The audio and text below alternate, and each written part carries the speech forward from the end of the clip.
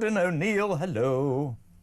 Hi, Jeremy. How's it going? All right, let's start with that breaking news. Let's not be too shocked, but it's great news if you live in another world and you're barking mad. The first groups of illegal migrants over the last 5 days have been flown to France as part of Keir Starmer's one in, one out. 19 left this week. That's 26 in 4 months, as against 1,075 that arrived yesterday. It's not one in, one out. It's 26 out and 43 million in. What an absolute joke, Brendan. They must think we were born yesterday with this one in, one out nonsense. We can do maths, you know. We're capable of doing basic sums, and we know that there have been thousands in since he announced this policy. And what is it, 26 out? It's absolutely ludicrous. We are the laughing stock of Europe. In fact, we're the laughing stock of the world. What other country is so cavalier about its borders, about its national integrity, about the fundamental fact that a nation should know who is coming into its country and why they're coming here? The inability of this government to get a handle on that, I think, is absolutely shameful. Do you know, I was thinking about this the other day. I don't know if it's inability, complete lack of will, or just don't have it. Just don't. I keep saying it. I mean, I watched him. It's quite interesting. You'll have seen all the news. I thought I'd have a bit of fun 2 hours ago, because sometimes it's a bit drudgery, isn't it? Donald Trump, is he on the cusp of being one of the most consequential politicians of the last however many years over the fact that this Middle East peace agreement, ceasefire, could hold?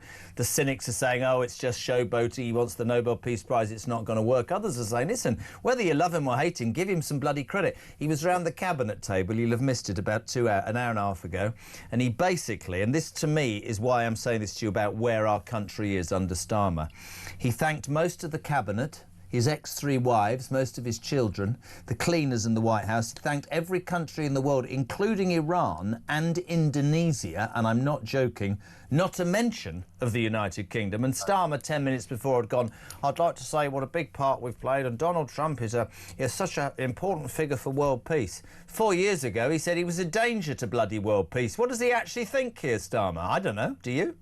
I don't even think Keir Starmer himself knows what he thinks. He changes from one day to the next, depending what's in fashion, depending what his class of people are saying around the dinner table. That's really how these people develop their ideas. They certainly don't develop them by rubbing shoulders with oiks like us. You know, they have this very kind of rarefied view of how politics should be done. I'm not surprised at all that Trump didn't mention Britain, because we have made ourselves a second-tier nation. We really have. We have embarrassed ourselves over the Middle East issue in particular. You know, there's Starmer recognising the state of Palestine, giving a gift of a state to Hamas when Trump and Israel are trying to put Hamas back in its box. And also, this is important. Somebody said this earlier. I think it's really important to put it to you. He blew smoke up his backside for the 3 days of the state visit, but doesn't have the courage to tell him the truth. And it was only when Air Force One took off that's when he recognised Palestine. And I'm not trying to be personal. I'm not. But he just, to me, is there's nothing positive. There's nothing. Not positive is the wrong word. I just don't think he's strong. I just think he just doesn't command. Well, you heard him speaking in India today, and it's just like an over-promoted bank manager. He should teach physics or something. I just don't see him as on the world's... I mean, why he's in India, I've got no idea. We've had a free trade agreement with them. I should be here dealing with the stuff that's going on. But I don't know. There's just nothing that you buy into him from a personal point of view. That's how I see it, anyway. You know, to put it bluntly, the fact that someone like that is representing our country on the world stage, that is mortifying. Yeah. I could go out on the street outside my window and find 10 people who I would prefer to have in India representing Britain rather than Keir Starmer. He's wooden, he's robotic, he has no principles whatsoever. His mind changes with the blow of fashion. He has embarrassed us on the Middle East issue. He's embarrassed us in front of America. He is incompetent and he's visionless. And it is shameful that this country, which has had so many great leaders over the past 200 years, is now represented by this cardboard cutout of a human being. It's mortifying. He says that the other thing he would talk about show today, and you're the ideal person to talk to this about. We haven't touched upon it yet, but he now wants digital ID cards to be expanded to cover Britain's everyday lives. I don't know if you heard about this survey. We did this on Plank of the Week last week. People thought this was a joke. This was a fact. When he stood up and talked about digital ID cards, they did a poll about them, knowing that this policy announcement was coming, and nearly 35% of the United Kingdom was in favour of digital ID cards. When he'd finished speaking a day later, minus 14%. I don't know how you get to that figure. Minus 14% of people thought it was a good idea. I don't want to live in North Korea. Digital ID, they've got enough information on me. What the hell's this all about? You know, it's so brilliant, isn't it? He's got the anti-Midas touch, as people call it, where everything he touches turns to rubbish. It turns to lead. No one wants to go anywhere near it. So one minute, a fair few Brits are in favour of ID cards. As soon as he puts his name to it, they're running away from them like the plague, because people don't trust Keir Starmer. They don't trust that he won't exploit these cards to be more authoritarian, and that's very clearly what he wants to do. And those of us who said that an ID card is a slippery slope to more tyranny, we were laughed at, we were called conspiracy theorists, but this is proof of that. As soon as you give the powers that be the right to know everything about you and the right and allow them to force you to carry a card around, they will use that to their advantage. That's exactly what they want to do. I couldn't agree more. I wanted to ask you, sort of it's the end of the week. We finally have reached the end of the conference season. It started with the Reform. It then obviously took in the Labour Party, the Liberal Democrats, where presumably Ed Davey bungee jumped in a fly suit or something. I have no idea. And yesterday, of course, the Tory Party. Now, I got into a little bit of trouble because I said to a Tory MP, did you and all of the audience arrive in a minibus? Because it didn't look best supported. But credit where credit's due. A lot of people saying today that Kevin Badenoch's speech was well received. Whether it resets the dial, we don't know. But the stamp duty was a rabbit out of the hat that really did appeal to the Tory faithful. It wrong-footed some of those who were perhaps looking to jostle her out the way. Generic, maybe cleverly, I don't know. Do you think that makes a difference? I have an opinion. I'm interested in yours. Do you think that one policy, because I think she's probably a good woman, I just think it's the wrong time. Sorry, I think it's a bit like William Hague. I think they're going to have to serve their penance for 10 years. That's what I think. What do you think? I agree with that. I think she did well. I think it was a good speech. I think it's the best speech I've heard her give. I think it had substance. She delivered it well. She's a human being, which is more than can be said for the Labour front bench. True, yeah. So I thought she did well. But oh my God, doesn't that look like a sad conference? You know, it was so sparse. I'm sorry, but some of the people there just looked a bit nerdish. They just did not look like the future leaders of this country. Yeah. And I think the Conservative Party is a busted flush.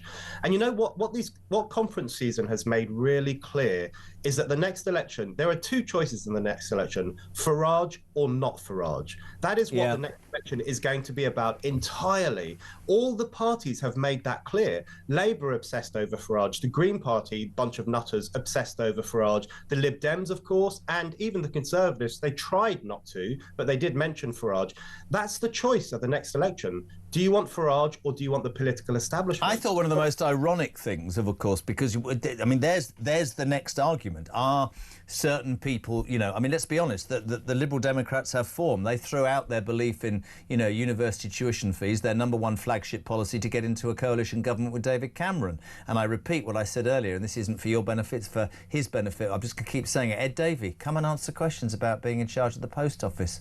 Come and answer real political questions. People whose lives you were part of destroying. Come on, have the cup. Won't do it. Won't do it. Jumps around the place. My point really is do you think? I mean, I watched the Tory party, and there was some poll which said 46% of the Tories now would favour a coalition or a merger with the Reform. There's no way on God's earth Reform need or want to do a deal with anybody. Now, are they strong enough, if the establishment, if all the parties join together, to win the election? That's the big question, I think, over the next few months and years, isn't it? That is the question. And, you know, it's unpredictable. You know, Reform are riding high at the moment, and the issues in the news benefit them enormously. But things can change. Yep. You know, we might go off that cliff edge of the economy, and that might raise all sorts of questions. You know, is reform good on the economy? What are their solutions to those problems, which are getting worse under this government? So things can change, but it looks to me that the next election is going to be a sequel to Brexit, because the Brexit referendum was a very simple choice: leave or remain, very black and white. And I really think the next election is going to be along the same lines. Do you want the business as usual, which I think most people are sick of, or do you want to try this upstart party that's got lots of new, interesting ideas? We're really sailing towards, I think, one of the most consequential general elections in the history of this country. I think you're right, and I think, you know, the critics, and some would be right or perfectly acceptable the comments they make. They go, it's all well and good to be leading the narrative and having your finger on the pulse, and, you know, people are with you, but we need substance and we need detail. And of course, when that comes from reform, it happened the other day, it will be put under a microscope, quite rightly, by its opponents and pulled to shreds, as all political parties do. I just reckon, and I could be totally wide of the mark, and I'm not saying I speak for lots of people, but the people that I speak to in their thousands will all say one thing. It's not that they don't care what happens. It's almost like their patience has gone with the uniparty experiment. Yeah. They're not going to buy the argument that, oh, well, these aren't career politicians. These are, you know, upstarts, as you said, or whatever. The feeling that I get from all the callers and all the texts and people I meet is this, Brendan, which is nothing could be worse than the last few years.